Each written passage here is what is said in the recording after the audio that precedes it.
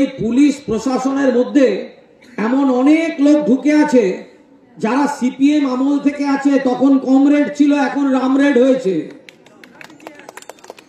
এই যে চারপাশে দেখেন, এটা কেন পুলিশ করছে না, ওটা কেন পুলিশ করছে না, খোঁজ নিয়ে দেখুন।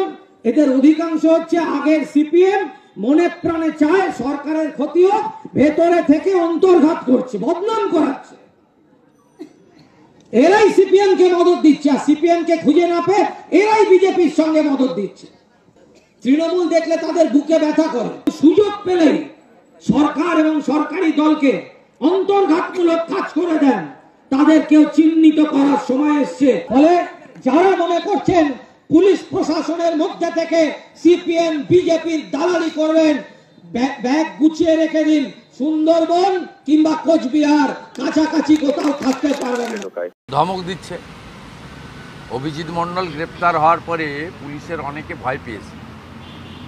মমতা ব্যানার্জি অভিজিৎ মণ্ডলকে বাঁচাতে পারেননি, বিনীত গোয়েলকেও বাঁচাতে পারবেন না।